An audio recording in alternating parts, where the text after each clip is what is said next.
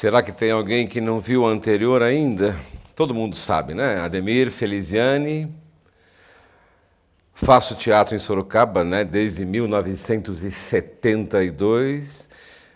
E já que estamos falando de décadas, a década de 70 já foi, e acho que agora Marcelo vai nos perguntar sobre a década de 80. Para isso eu vou ter que contar com recurso visual de reportagem, senão não vai restar muita coisa, tá? Mas vamos lá, faça suas perguntas, afinal de contas. Bom, que eu trabalho com o Mário há muito tempo, todo mundo sabe, que eu sempre fui atriz do Mário e do Mantovani, né? Mas nessa época dos anos 80 eu estava com o Mário. Então, que eu me lembro, nós fizemos a peça Vamos Soltar os Demônios, de Dias Gomes. A direção era dele, no qual ele atuava, eu fazia o papel principal.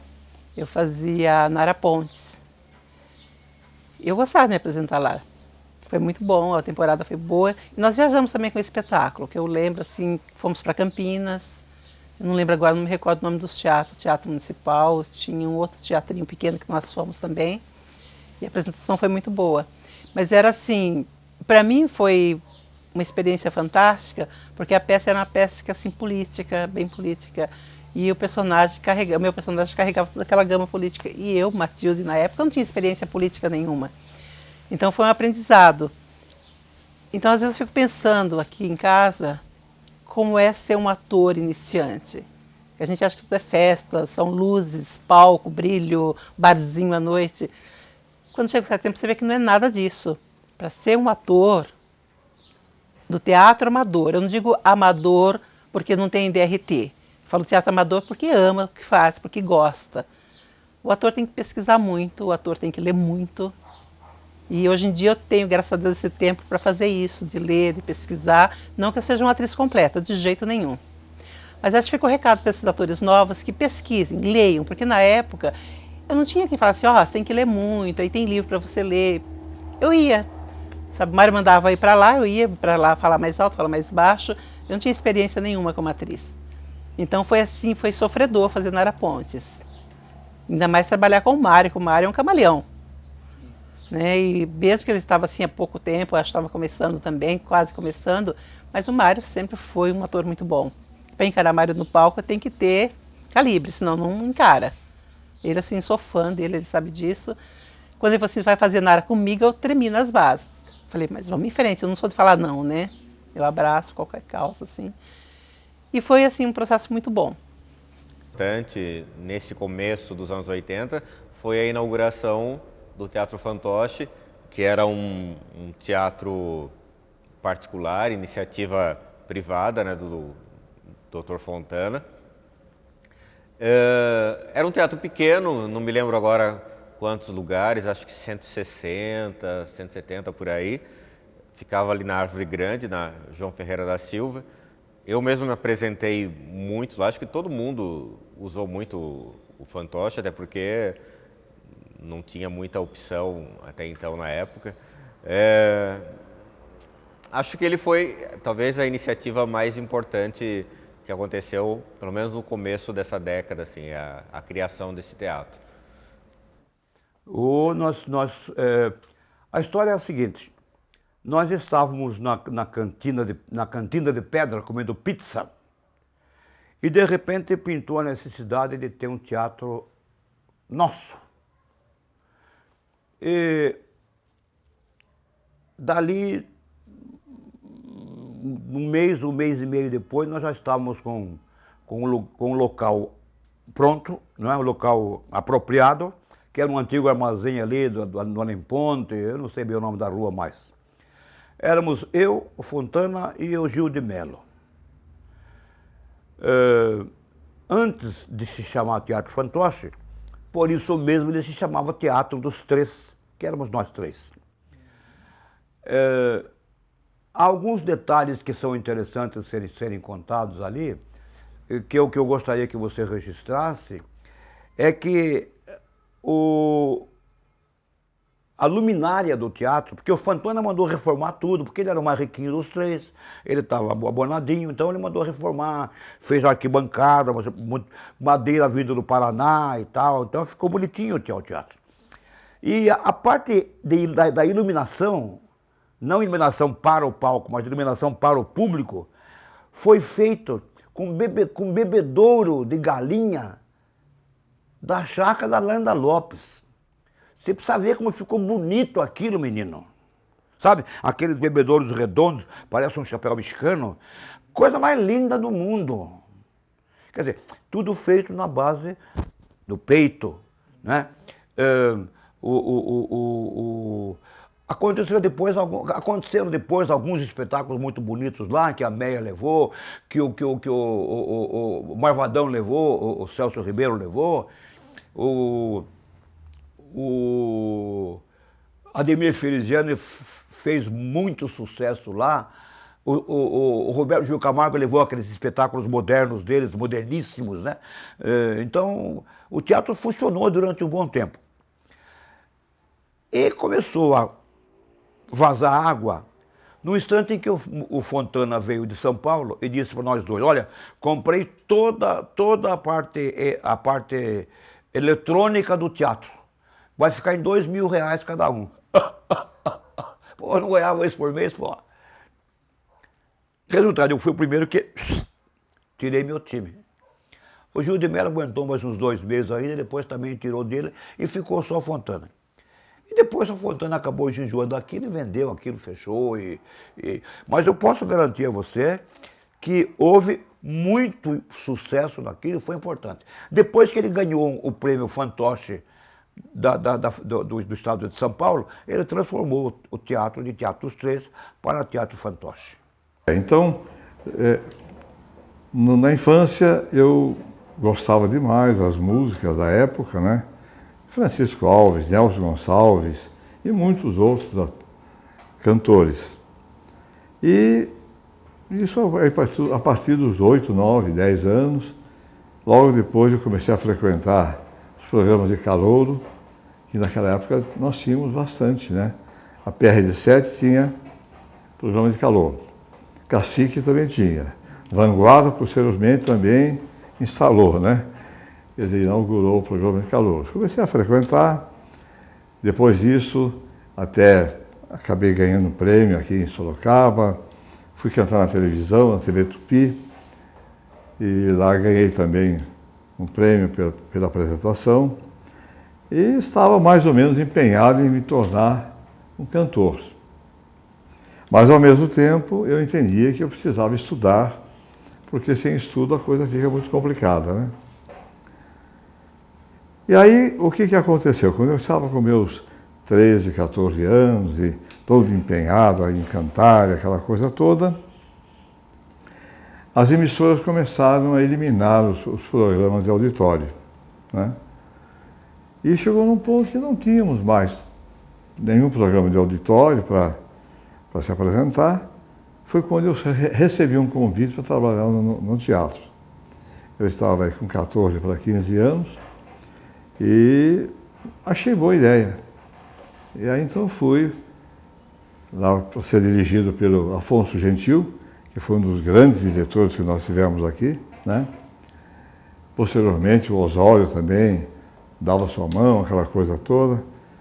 E aí eu comecei então a minha carreira lá, teatral em Sorocaba, com várias peças, né? Começando com o Alto da Compadecida, foi a primeira peça na qual eu trabalhei, e vieram outras, né? Chapituba Futebol Clube, né? E assim por diante. E com isso tudo, ao mesmo tempo estudando, fui para São Paulo para fazer cursinho, né? Eu pretendia naquele momento fazer engenharia. Eu queria ser engenheiro porque eu gostava demais de matemática, como gosto até hoje. E já dava minhas aulas de matemática para ganhar algum dinheiro, né? Para me manter, poder estudar essa coisa toda. Mas enquanto eu estava em São Paulo, lá fazendo um cursinho, quer dizer, porque no cursinho era só a parte teórica, né? Matemática, física. Então foi quando eu comecei a sentir a necessidade de ler, de estudar biologia. Aí que eu descobri que a matemática era importante, porque eu sempre gostei, tive facilidade, e com ela eu dava minhas aulas, inicialmente particulares, depois comecei a dar aulas nas escolas também. Mas a minha vocação não era para ser professor de matemática ou coisa assim, nem engenheiro, nada. Eu queria era estudar biologia. Aí eu saí do cursinho de engenharia, fui para o cursinho de medicina. Depois, no ano seguinte, eu voltei para Sorocaba, prestei exame aqui na nossa faculdade e eu passei e fiz a faculdade toda aqui. E depois fiquei na faculdade, fiz a residência, fui auxiliar de ensino, depois fiz toda a minha carreira como professor e na PUC eu estou até hoje. E voltei em 77. Em 77 eu voltei a fazer teatro, né? E posteriormente, em 79, comprei o barracão lá e adaptei, fiz o teatro, aquela coisa toda. Inicialmente éramos em 3, né? Eu, o Gil de Mello e o Armando, né? De Oliveira Lima. É porque nós não tínhamos um espaço, né? Especialmente destinado ao teatro. Então nós montávamos peças lá no SESI, ou então o Sorocaba Clube cedia o salão, a gente montava e levava a peça durante 1, 2 semanas, depois desmontava tudo aquilo, né? O recreativo também, tinha lá o Pedro, que era um grande incentivador e um excelente ator também, com quem eu tive a honra de trabalhar como ator e até dirigi-lo depois, né? Na peça Júlio César. Então era tudo improvisado. E eu comecei a sentir a necessidade de ter um espaço fixo, né? Onde tivesse tudo, os holofotes todos, tudo no jeito só para você chegar e montar o espetáculo, né? Na ocasião as coisas eram mais simples, né? Então eu comprei o barracão e fui pagando e tal. Não pude bancar no ato assim, fui pagando. E ali eu montei, montei o palco, né? Colocamos um anfiteatro que ficou muito bom. O pessoal podia sentar onde fosse, enxergava perfeitamente o palco, né? E fui adaptando, colocando holofotes, colocando mesa de som, mesa de luz. E até que ficou um teatrinho assim gostoso. Era pequeno, um teatro de bolso, né? 184 lugares. Mas era suficiente, porque geralmente lotavam, que é muito gostoso de ver, né? Não tive nunca a menor intenção nunca pensei no lucro. O lucro para mim era a satisfação de montar um espetáculo, o pessoal aplaudir, gostar, publicar, né? Foi esse o lucro, o nosso lucro. E a família via como? Apoiaram totalmente, porque eu não abandonei minha profissão, pelo contrário, através do teatro eu até me aprimorei profissionalmente, né? Me ajudou muito. Parece incrível que na minha vida eu acho que eu já nasci meio que predestinado para a coisa. O meu nome foi o meu pai, quando estava num trabalho de parto, foi até a farmácia, porque a parteira pediu para pegar alguns remédios na farmácia de São Domingos, lá na Vila Hortência, no início ali da Vila Hortência. E chegando lá, ele olhou um cartaz de teatro que estava tendo na Ação Católica. Ali do lado da catedral existia um prédio, a Ação Católica, e ali existiam muitos espetáculos de teatro já desde a década de 40 ou até anterior a isso. E tinha um cartaz de teatro de um espetáculo qual eu não sei o nome do espetáculo, mas tinha um dos atores, o protagonista inclusive, chamava-se Hamilton qualquer coisa. Ele olhou o nome, comprou os remédios e veio até na casa da minha mãe e falou: o que você acha se for menino do nome de Hamilton? Acho que ela, em dor de parto, aceitou com certeza. E o meu nome já me iniciou mais ou menos assim. Bom, mas quando eu tinha mais ou menos uns 5 anos, eu tinha aqui na SEI número 1, que agora hoje em dia é um terminal de ônibus, mas foi o primeiro pré-escola da cidade. Foi aqui na frente aqui do zoológico Quinzinho de Barros, ali na Nogueira Padilha. E ali eu tinha acho que uns 4 anos de idade e eu vi um palco todinho de madeira, que existiam algumas manifestações teatrais e shows e alguma coisa assim. E eu fiquei apaixonado por aquele palco que eu via das grades de fora, até que quando eu fui aluno, a minha primeira participação foi o de um índio tupi, alguma coisa assim, numa dança de índio, e eu todo orgulhoso subi no palco e minha mãe falava que eu já amava aquilo tudo. A partir daí, comecei a fazer no porão de casa, com os lençóis que minha mãe ia lavar no início da semana, e no final de semana ela colocava os lençóis para lavar e eu pendurava nos varais do porão da casa e ali formava um teatro. E chamava todo mundo da rua que pagava um palito de fósforo para poder assistir os espetáculos do qual eu imaginava e eu produzia no porão junto com as crianças. Eu não tenho a data certa da inauguração. Se eu procurar com calma, eu vou achar que é a inauguração. Mas eu lembro que o fantoche lá na rua João Ferreira da Silva, né, foi uma iniciativa de Antônio Matos Fontana, tinha Osório, tinha Armando Oliveira Lima, Gil de Mello, todo mundo empenhado. E ali dentro rolaram algumas coisas. Aliás, foi ali que eu me casei. Então eu uni, né, um fato pessoal, que meu casamento foi no palco do Teatro Fantoche. Mas ali tivemos bons trabalhos. O Paulo Betti, inclusive, veio ali para montar alguma coisa e apresentou. E eu lembro daquele pedaço lá como um bom momento de criação, porque a gente passava madrugadas lá, sabe? Quando você encontra espaço físico que é teu para você criar. Então é espaço de criação.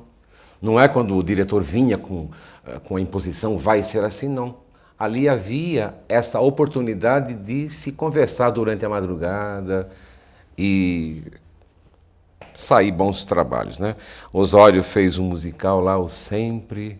Landa Lopes foi daquele tempo, Miguel Brasil, Fontana, o pessoal Guarilha dando suporte técnico, suporte mecânico para as coisas e adaptações de palco, arena, madeira Guarilha, né? A madeira foi feita naqueles tablados lá. E bons tempos, pena que não durou muito, né? Mas ali eu fiz uma coisa muito legal que é Mandrágora do Fontana. Tem essa aqui, ó, o Deus nos acuda. Isso aqui foi um clássico do Deus nos acuda. O Caçar fez um cenário maravilhoso, muito fenício. Naquela época a gente não tinha noção do que ele estava desenhando, mas ele deu uma boa ajuda na parte de cenografia. Você lembra dessas peças? Quem estava? Como foi? Olhando aqui a gente vai lembrar de pessoas que não seguiram.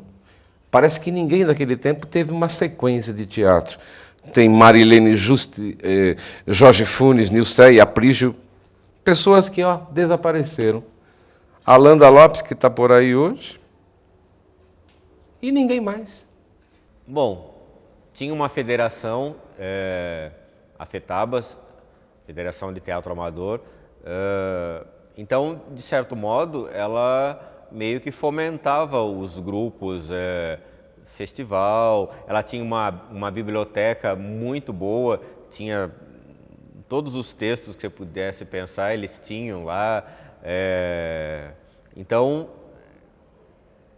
tinha meio que uma retaguarda para as pessoas, para os grupos, sobretudo quem estava começando, que era muito bom e que hoje não existe mais, né? Aliás, essa biblioteca foi desativada e eu nem sei onde ela está. Daí depois, que eu me recordo, veio a Bolsinha Mágica de Marlene Guaba, de Carlos Queiroz Teles, direção também do Mário. Mas eu quero voltar um pouquinho atrás, depois eu falo da Bolsinha. Eu fiz Alzira Power, que era a direção do Beto Puglia, trabalhava também, fazia papel principal, e com o Jonas. E teve também Gritos Abafados, que era uma peça bem política. Nós escrevemos o texto, era o grupo, na época era o Grupo Gente, e quem dirigia era uma direção coletiva, mas o Beto que dava mais assim palpite na direção. E exatamente de 79 a 80 foi o ano do Gabinete de Leitura Sorocabana. Grandes atividades. Por sinal que era um presidente dinâmico, era eu, e contando com o Geraldo Bonadio, contando com Alcides Nicéias, contando com o apoio da ASE, o apoio do sindicato, não, da Associação dos Advogados. E nós chegamos a fazer 79 promoções num ano. Todas elas assistidas por um cidadão que se dizia agente do DOPS. Naquela época o país era o final da ditadura e toda a minha geração tinha uma questão de liberdade de expressão, de se comunicar. Isso era uma agenda da minha geração. Né? Então, não só no teatro, que era uma das artes, mas também na música e tudo mais. E Sorocaba era uma cidade do interior em que o teatro tinha uma agenda muito forte. Aqui nós tínhamos o Werner Rothschild na época, tínhamos Moisés Miatzkowski, Roberto Gil de Camargo, o próprio Montovani começando a carreira. Então o teatro das artes, ela ocupava uma cena muito forte dentro do contexto teatral. Desde Rubens Spellini, tinha uma certa tradição fazer teatro em Sorocaba.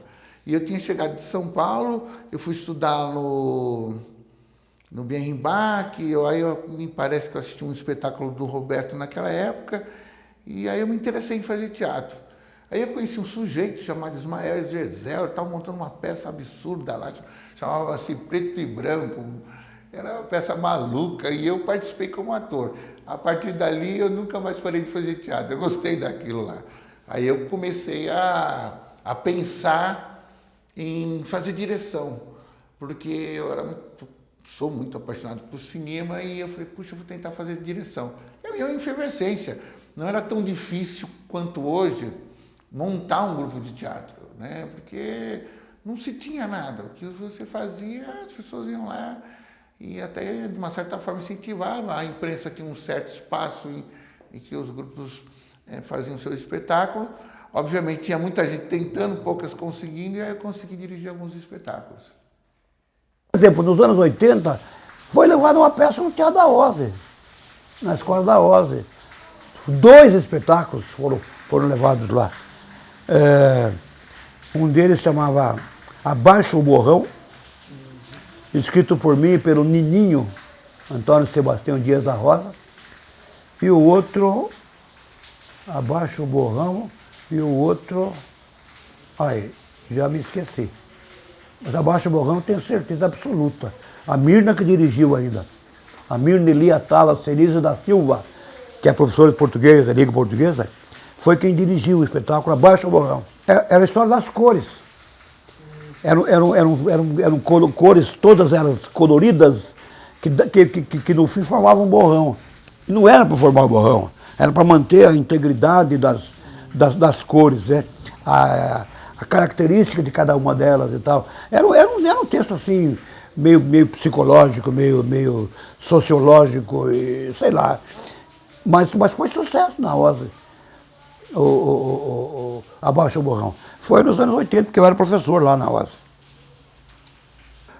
A federação foi muito importante, a Federação de Teatro Amador da Baixa Sorocabana, que eu presidi por 2 vezes, não foram consecutivas, porque eu não gosto da reeleição. Quem gosta da reeleição é o Lula, né, o Chaves, mas foi em períodos distintos. A federação era importante enquanto recebia verba do Estado, né, através da Confederação de Teatro Amador do Estado de São Paulo, a COTAESP. Então, depois que o Estado começou a reprimir, então, por exemplo, você sabe tanto quanto eu, que Sorocaba foi a única cidade do Estado de São Paulo que participou de todos os festivais. Nem Santos conseguiu participar de todos. Não por incompetência, mas porque não houve chance, houve, sei lá, razões supervenientes. Olha que bonito. supervenientes não permitiram que o teatro lá de Santos, nós fomos em todos. Parece-me que foram 12, se não falha a memória. Ela ajudava, ela comprava espetáculos, eu ajudava os grupos, compreendeu? Patrocinava, algumas vezes patrocinava ida de grupos para os festivais, quer dizer, feitura de cenário, enfim, ela tinha uma certa reserva que ela recebia em função de espetáculos levados durante o ano. De acordo com a produção dela, ela recebia uma verba X, Y, Z. Então ela tinha que repassar alguma coisa para os grupos, que afinal de contas eram a vida da federação. Sem grupo não havia federação. A federação acabou, eu acho, de morte morrida, né? Quer dizer, acabou assim, porque eu me lembro, houve uma cisão, criaram a festa. Aliás, o cara que criou a festa não fez festa, ele abandonou a festa, quer dizer, acabaram morrendo as duas, entendeu? A federação, a FETABAS, terminou na mão da irmã da Elvira. Terminou assim, por inanição. Peças de atores de Sorocaba que estavam, naquele momento, trabalhando em São Paulo, essa coisa toda. Sabe, foi uma coisa realmente amadora e feita por uma questão de satisfação pessoal. Não foi para ganhar dinheiro, entendeu? Nessa época estava sendo construída o Teatro Municipal de Sorocaba também. Mas nós também utilizávamos o palco da Vilares, que era de um grêmio, lá o qual o rapaz era muito preocupado com cultura, então nós também utilizávamos aquele espaço de lá. E o Hello Boy, nós fomos para o Festival Nacional de Ponta Grossa, eu peguei o prêmio de melhor ator, eu não tenho certeza outros prêmios que o espetáculo pegou também, mas não foi só esse prêmio meu não. E a partir dali, nós começamos a viajar o Brasil todo,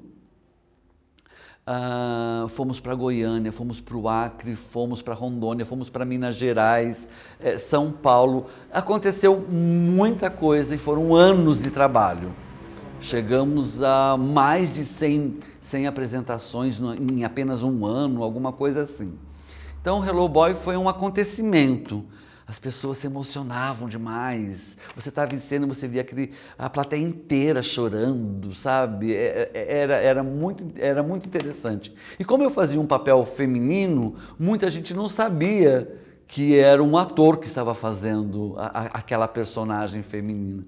E a professora, né? E tem algumas pessoas assim que eram evangélicas que iam, aplaudiam, né, fervorosamente o espetáculo, e quando descobria que era um ator, eles ficavam horrorizados, saíam batendo o pé do teatro. Isso aconteceu acho que umas 2 vezes, achei muito. Em momento algum. Nada de ter brigas de alguém, nada de ser grupos ou alguma coisa. Foi tranquilo o tempo inteiro? Tranquilo, nunca tivemos problema nenhum. Nenhum. E daí, no momento, ele teve que fechar. Por que o fantoche fechou? Então, o fantoche fechou porque no dia 9 de janeiro de 1984, eu sofri um acidente. Fui baleado, né, ali na peixaria Faculdade, e quase morri. Fui levado para São Paulo, para o Hospital das Clínicas, onde eu fui operado, né? E eu não conseguia falar mais, né? Eu fiquei com a língua, ela também foi atingida com um tiro que ele me deu. No assalto, que houve ali no dia 9 de janeiro de 84. E o sujeito me deu um tiro, a bala entrou aqui, saiu aqui, tem a cicatriz até agora. E aí eu não conseguia falar direito, né? Fiz 2 anos de fonoaudiologia, aí comecei a recuperar alguma coisa, mas eu só voltei a falar normalmente depois de uns 10 anos, mais ou menos, né? De modo que mais de 10 anos depois é que eu voltei a cantar. Voltei a falar normalmente, como estou falando agora, né? E então houve esse momento muito complicado em que eu não tive mais como manter o teatro, né? Porque eu é que desempenhava a função de diretor, aquela coisa toda e tal. Claro, os grupos que vinham de fora já vinham prontos, não havia necessidade de mexer em nada, né? Mas o meu grupo eu não pude mais manter. Fui obrigado a abrir mão, porque eu não tinha mais condições de dirigir. Então, e foi isso que praticamente terminou o fechamento. Mas não foi só isso. Houve um fato muito mais importante, que foi a inauguração do Teatro Municipal de Sorocaba. Aí eu falei, bom, agora não precisamos mais do fantoche. Agora temos um belíssimo teatro aí, né? E aí resolvi fechar. Quer dizer, juntou o acidente que eu tive, mais o surgimento de um espaço bom, né? E aí, porque o teatro nunca deu lucro. No final do mês eu sempre era obrigado a botar alguma coisinha, entendeu? Do bolso para manter. Então foi assim, quer dizer, hoje eu não fecharia mais, teria mantido, né? Mas na ocasião eu não vi. Imaginei que os amadores iriam, né, deitar e rolar no municipal. Infelizmente não ocorreu isso, e até hoje é uma dificuldade muito grande, né, para se apresentar lá, essa coisa toda, infelizmente.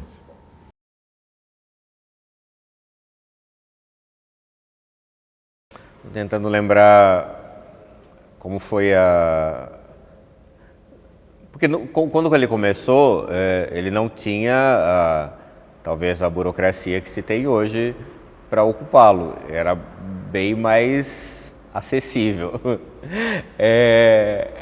Até podia-se fazer temporadas lá, uma coisa que hoje é meio que impossível. Eu mesmo fiz temporadas no teatro, no municipal. Então, claro que depois com o tempo vão surgindo regras, vão surgindo normas, mas quando ele se abriu, e ele ainda era novidade, sobretudo para os grupos de fora, nem todo mundo sabia que Sorocaba tinha um teatro municipal, então o acesso aos grupos da cidade era muito maior, né? Acho que mais de 80%. E foi a primeira vez que a gente teve a oportunidade de estar fazendo espetáculos num palco grande, com uma boa iluminação, com os aspectos técnicos podendo estar sendo exercitados.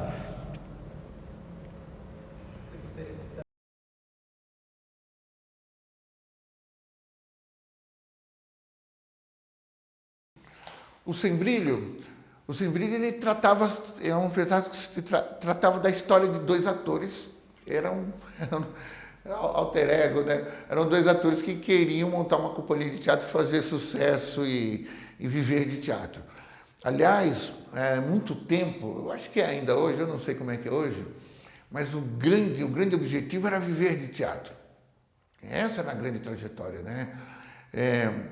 Viver de arte, viver de teatro, né? Aqueles que se apaixonavam mesmo por teatro, né? Eu acho que quem conseguiu fazer essa peripécia aqui em Sorocaba foi o Mário Pérsico. Sim, era a bilheteria que pagava. Era a bilheteria que colocava a gasolina no carro do Roberto, né? E nos pagava os hotéis e a alimentação. Porque nós viajamos o país inteiro com o espetáculo.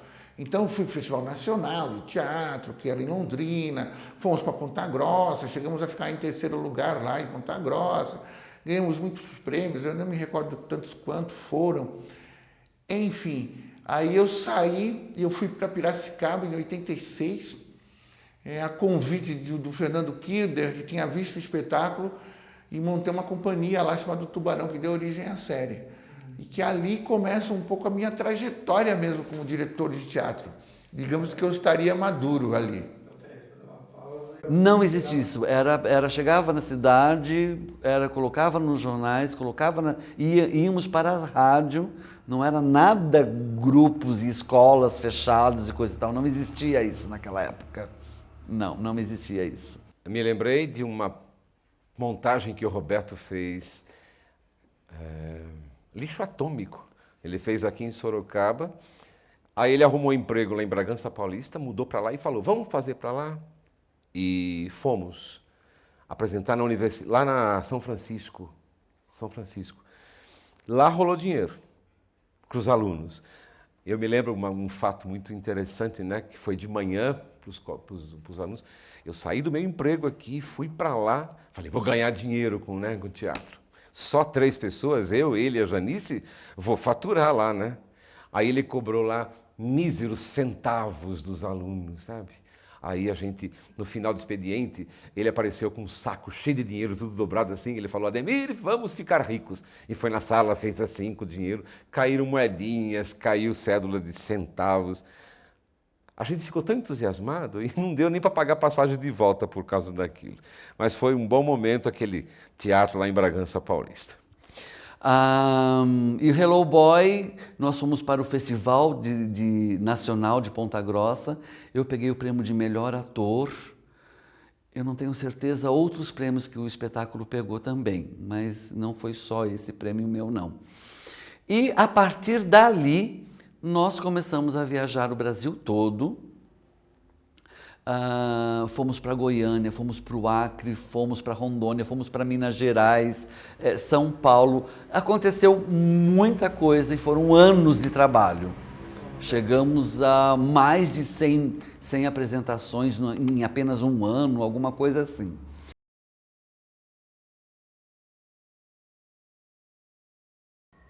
Sim, nesse sentido não tem muita diferença dos anos 70 para os anos 80, porque ainda estávamos na ditadura militar, ainda tudo o que a gente fazia tinha que ser submetido à censura, ainda vinha aquela pessoa de fora que assistia os nossos espetáculos antes do público e dizia o que podia, o que não podia, o que deveria ser cortado ou não, e a gente sabia que nem tudo podia ser montado, nem tudo podia ser dito, então ainda se vivia meio que num regime de uma certa pressão, de um certo medo. Eu não lembro de ninguém aqui da área cultural ter sido preso ou detido, mas a gente sabia que nem tudo a gente podia fazer. O texto do Dias Gomes, o Santo Inquérito, que embora falasse da Inquisição, aqui no Brasil, os primórdios, mas fazia-se uma alusão direta à ditadura. E era um texto consistente, que se você lê ele hoje, ele ainda é forte, ele ainda é importante. O Pagador de Promessas, enfim, tem uma dramaturgia que surgiu naquele período. Os textos do Guarnieri, Eles Não Usam Black Tie, A Semente, alguns do Duvaldo Viana Filho. Quer dizer, existe uma dramaturgia que serviu politicamente para denunciar aquele período e que ela é forte e válida até hoje. Agora, existiam textos que foram só importantes para aquele momento, porque estavam cutucando de alguma forma o sistema, mas se você for olhar para eles hoje, não tem por que montar aquilo. E percebendo uma outra coisa que eu acho que a maioria das pessoas só percebeu bem depois, que na verdade algumas coisas que a gente gostava ou que montava nem eram tão boas assim, mas porque elas falavam ou estavam protestando, mesmo que de uma forma velada, contra a ditadura, contra a opressão, eles eram textos mais que viáveis, eram até necessários, mas depois, passado esse período, olhando um pouco para trás, a gente via que, na verdade, era uma dramaturgia necessária só para o período, não era tão bom,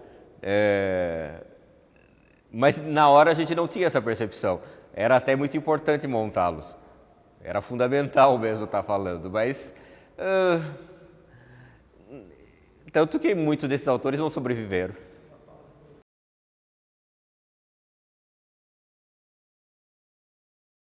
O Tubarão de Origem à Série, aliás, esse nome quem deu foi o Zico Abdala. Eu cheguei em Piracicaba e lá estava uma efervescência como nós aqui em Sorocaba. E Sorocaba era uma cidade famosa em teatro, então eu cheguei com honra de estado lá para dirigir o Tubarão que deu origem à série. O Fernando Kilder tinha me convidado. E nesse período, era o período dos grandes grupos de teatro. Ou seja, o sujeito que queria fazer teatro, ele ia para um grande grupo. Lá em São Paulo, as grandes companhias, o Tapa, a Companhia do Latão, essas coisas já existiam naquela época. Essas companhias, você pode ver que tem tudo 30 anos. E no interior aqui tinha o Grupo Artes, do Roberto Gil, o Grupo Tema. Então, assim, existia uma ideia de se montar um grupo e esse grupo virar uma bandeira, virar um emblema. Não é que nem é hoje. Olha, tal fulano é muito bom ator aqui em Sorocaba, não. Ali era assim, você é de tal grupo. E esse grupo sim era bom ou era ruim. Então essa era a linha divisória. Uma vida de operário que nós tínhamos aqui, né? Os metalúrgicos que faziam parte da base econômica que era Sorocaba, né? Então, nós tínhamos vários grupos que pensavam de várias formas diferentes, né?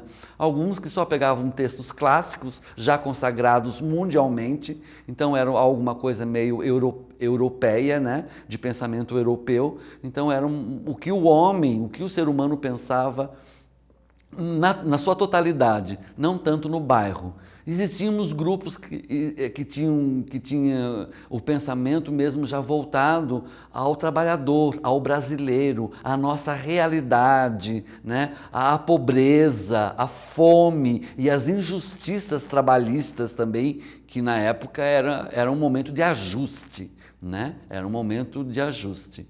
Então nós montamos o Tubarão, que deu origem à série, com a ideia de fazer um teatro de vanguarda, um teatro mais experimental. Montamos com a ideia de experimentar as linguagens e também de inaugurar uma nova dramaturgia, entre aspas. Nós fazíamos muita adaptação de coisas improváveis. Um dos sucessos dos anos 80, só para entender o que eu estou falando, foi Banana Mecânica, que era a adaptação dos quadrinhos, do Laerte, do Angeli, e que nos anos 80, esses novos cartunistas, que foram depois do Pasquim, que foram os grandes Jaguar, enfim, né, aqueles caras todos em fio, enfim, seria a nova geração de cartunistas famosos. E nós montamos um espetáculo de teatro com aquilo, com o grande projeto Ícaro, inclusive o Roberto, acho que na primeira edição, eu estive junto com o Roberto, ajudando a montar o projeto Ícaro, a ideia do projeto, que foi um grande momento mesmo da nossa cena, né? E eu montei Banana Mecânica, que era tiras, né? A Rebordosa, os escrotinhos, tudo aquilo eu montei. Foi no Teatro Municipal e teve um apelo comercial que na época nós éramos amadores no sentido da palavra, porque eu queria ter ficado rico com aquilo. Bom, nos anos 80, o que era gostoso do teatro, que era uma coisa que borbulhava. Todos os cantos tinha grupo fazendo teatro, grupo, sabe, nos bairros, no centro. Então existia assim uma troca boa. Nós tínhamos assim as federações de teatro, funcionava bem na época. Não que não funcione hoje, claro que funciona. Mas na época assim todo mundo frequentava tudo. Então quando apresentava-se uma peça, você via todos os atores até assistindo, prestigiando. E hoje também acontece isso, né? Mas assim, mais ou menos. Então eu gostava muito de trabalhar como atriz naquela época, como gosto até hoje. Nunca parei, né? Então já vai mais de 30 anos trabalhando com teatro, que eu, aliás, nem me lembro mais quantos anos já faz, que já passou, né? Já estou quase me aposentando, tanto do teatro, de tudo, mas ainda não, ainda acho que dá para queimar bastante. Eu acho que é isso. Bom, nos anos 80, o que era gostoso do teatro, que era uma coisa que borbulhava. Todos os cantos tinha grupo fazendo teatro, grupo, sabe, nos bairros, no centro. Então existia assim uma troca boa. Nós tínhamos assim as federações de teatro, funcionava bem na época. Não que não funcione hoje, claro que funciona. Mas na época assim todo mundo frequentava tudo. Então quando apresentava-se uma peça, você via todos os atores até assistindo, prestigiando. E hoje também acontece isso, né? Mas assim, mais ou menos. Então eu gostava muito de trabalhar como atriz naquela época, como gosto até hoje. Nunca parei, né? Então já vai mais de 30 anos trabalhando com teatro, que eu, aliás, nem me lembro mais quantos anos já faz, que já passou, né? Já estou quase me aposentando, tanto do teatro, de tudo, mas ainda não, ainda acho que dá para queimar bastante. Eu acho que é isso. E então essa efervescência é que deixava tudo muito bonito e existia assim uma comunhão nesses pensamentos todos, porque quem assistia um espetáculo que era revolucionário, preocupado com a estética, o outro era preocupado com o idealismo, com a ideologia, né, comunista, marxista. Existiam várias tendências e todas eram bem-vindas na época. Isso era muito bonito no final da década de 70 e na década de 80. Foi muito interessante isso. Mas nós éramos muito jovens, muito apaixonados. A gente não estava nem aí. A ideia era fazer um espetáculo com uma nova linguagem. Nós montamos Charlie Bukowski, né, que morreu, aquele autor americano, underground, que vinha com uma linguagem totalmente diferente. Né? O Caio Graco, né, da Beat Generation, ele é um pós-beat, né? Não é exatamente um autor da Beat Generation, mas trazia aquela linguagem underground, gueto, que estava fazendo muito sucesso nos anos 80.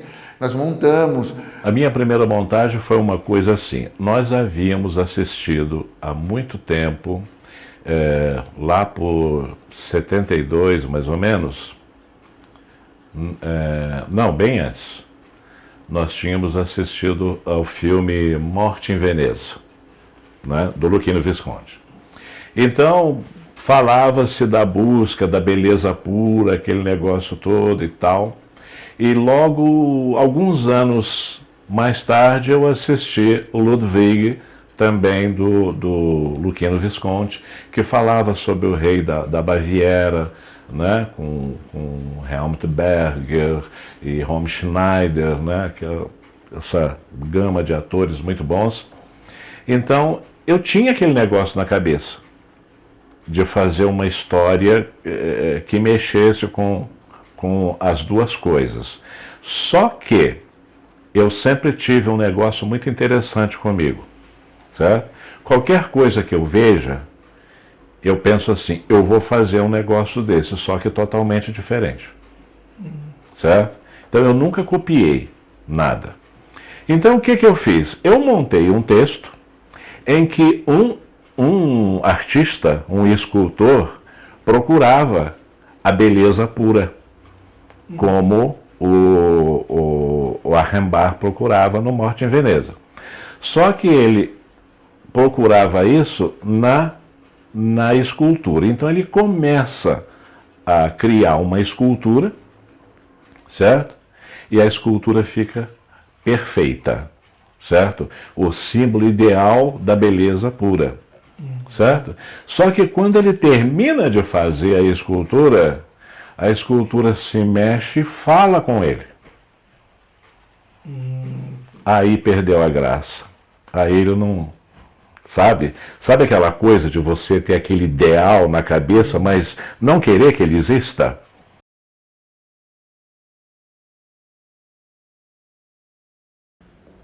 Bom, preconceito com o artista sempre houve. Hoje existe muito menos, mas sempre houve. Tem uma fala muito engraçada da Fernanda Montenegro, que ela fala que existe até inclusive uma escala. O pintor, o artista plástico, o cantor, o bailarino, e que lá embaixo, o último que sofre mais preconceito é o artista de teatro. Eu acho que esse sempre teve, a menos quando ele passa a dar certo.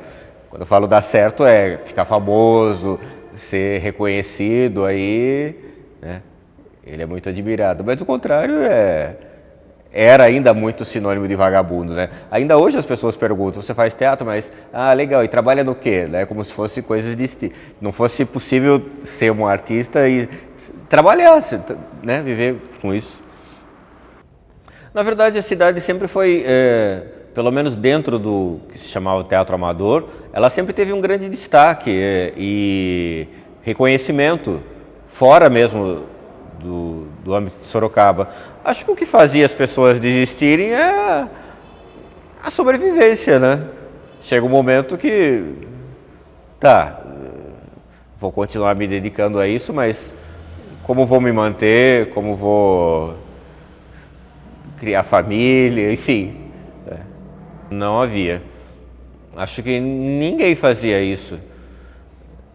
Ainda era aquele sistema meio que de mutirão, você sabia que era um investimento para perder financeiramente. Podia até esporadicamente ter algum lucro de alguma coisa, mas era tudo revertido para aquilo. Ninguém ia imaginando que ia ganhar algum dinheiro. Bom, fiz também com o Mário A Bolsinha Mágica, de Marlene Boaba, um texto lindíssimo, belíssimo, bem político também, que falava da condição feminina, falava da mulher. Mas antes de falar disso, quero falar de uma peça, Gritos Abafados, que era um texto do Grupo Teatral Gente, que tinha direção coletiva, e também do Beto Puglia. E era bom porque os espaços eram alternativos. Nós fazíamos em teatro, fazíamos em fábricas, era peça assim, para falar também do operariado. E essa peça nós viajamos para Satuba, e uma fábrica que tinha ali na Santa Rosália, que eu não me recordo, uma tecelagem. Nessa época tinha censura ainda, né? Então a gente pegava assim, sempre lugares alternativos. Não que a censura não fosse ver, porque ela foi, a dona foi assistir a peça também, né? E cortou quase o texto inteiro. Era um texto assim bem político. E na época eu lembro que essa peça não apresentou muito em teatro, não. Apresentamos nessa fábrica, acho no Teatro Fantoche também. A gente apresentava muito nas igrejas. Eu lembro que teve a morte de um papa, a gente estava no altar apresentando essa peça, e um papa morreu, não lembro qual foi. A gente teve que parar a peça, porque o padre veio e pediu para parar a peça e tal. Então a gente gostava muito dessa coisa de caminhar pelos espaços, né? Bom, mas voltando para a Bolsinha Mágica, eu lembro que a minha estreia parece que foi no Teatro do SESI. Nossa, assim, termina as bases, né? E assim, encantada com o texto, belo, texto muito bonito. E tinha assim uma brincadeira de levar o público da plateia para o palco. Quer dizer, não era levar, né? A gente mexia com a plateia, mas teve um belo dia que o moço subiu no palco, ele queria comprar mesmo a Marlene Boaba. Não sei se ele não era acostumado com teatro, daí foi meio complicado aquele dia para me safar da cena, né? Deu Mário entrou em cena também como personagem, daí resolveu. E essa peça se viajou com ela, fomos para Campinas, Sorocaba, Tatuí, e ganhamos prêmios também com ela, como atriz, como direção também. Sim, eu acho que havia um certo purismo com relação a dinheiro mesmo, como se a entrada dele ou a presença dele estivesse de alguma forma corrompendo a atividade artística. O poder público nos deu o Teatro Municipal, né? E por isso, por contente, nunca teve uma política pública para a cultura, né? Havia os festivais esporádicos, tínhamos um grande teatro e a gente ia sobrevivendo.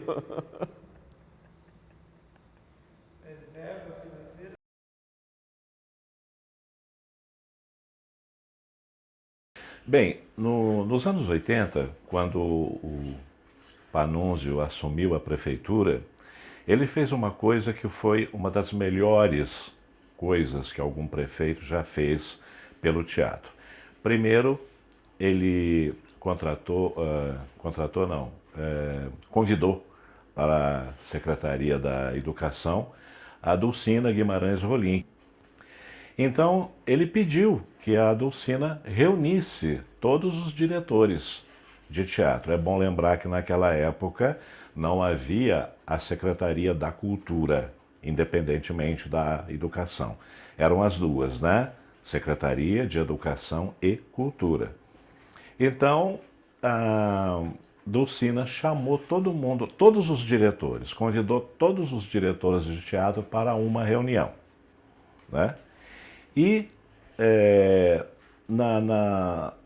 no mesmo tempo, o prefeito convidou o Roberto Gil Camargo para ser o chefe da divisão de cultura e encarregou o Roberto de cuidar dessa parte. Então o Roberto propôs a criação de um projeto, né, chamado Projeto Ícaro, que consistiu no seguinte: primeiramente, reunir todos os candidatos a ator lá no Teatro Municipal, de manhã, né? Aí reunia-se todos em grupo, né? Aquele pátio ali em frente ao Teatro Municipal era lotado de gente, certo? Formavam-se grupinhos e esses grupinhos iam fazer uma improvisação, né? Uma improvisação que seria depois apresentada ao resto do pessoal. Então, depois disso, havia oficinas, aquela coisa toda, nós ficávamos o dia todo lá. Saímos de lá à noite. Agora, a parte mais engraçada era o que eu chamava de venda de escravos. Era muito engraçado. Aquele palco lotado de gente, todos os diretores ali sentados, Gil de Mello, Ademir Feliziani, que também foi convidado para dirigir, né? Eu e mais um monte de gente, né? Escolhendo, eu quero aquele, certo? Ah, não, eu quero aquele por causa daquela cambalhota que você deu, eu vou precisar de um ator que faça isso. Aí eu vou querer aquele, sabe? Então o pessoal dava um passo à frente, era muito, muito engraçado isso. Aí, uma vez formado o seu grupo, claro que você já tinha um texto, né? Você já tinha um texto para montar, óbvio. Então, aí você ia se reunir com o seu grupo, fazer a sua leitura, fazer os seus ensaios, aquele negócio todo. Então, quando foi inaugurado o projeto, que o Gil deu início com uma peça chamada O Alto dos 99, não me lembro o autor, né? Mas era o tipo de peça que o Gil gostava, né? Gil gostava muito de peças que mexessem com o poder, aquela coisa toda, né? Com ditadura, esses negócios. Foi muito boa a montagem dele, né? Eu, como estava na época um pouco inseguro com o negócio, montei uma pecinha muito simples, né? Eu não tinha nem uma hora de duração. Era Na Roça, uma peça de Viriato Correia. Muito engraçada, mas não fiz nenhuma extravagância em cima do negócio lá, certo?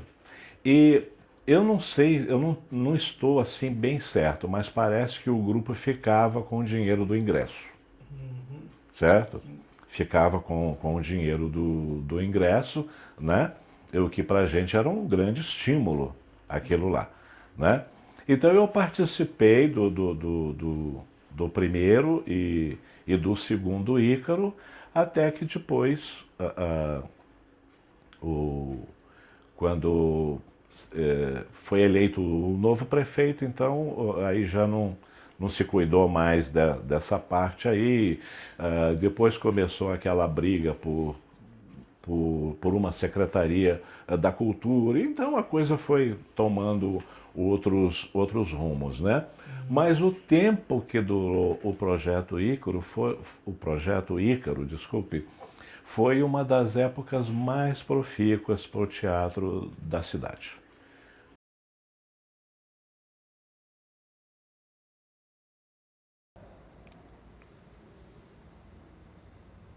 Eu acho que é uma coisa que existe hoje, das pessoas, mesmo sem ter uma lei de incentivo, ou link, ou PROAC, o que quer que seja, ainda existe algumas pessoas que tomam a iniciativa de alguma forma, encontrar alguma verba e montar um espetáculo.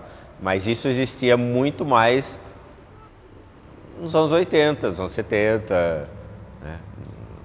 Ou até mesmo no começo dos anos 90. Então, como não havia essa preocupação em ser uma atividade que iria gerar algum dinheiro de alguma forma, as pessoas se reuniam muito mais para fazer isso, né? Não assustava o fato de não ter uma verba para levantar uma produção.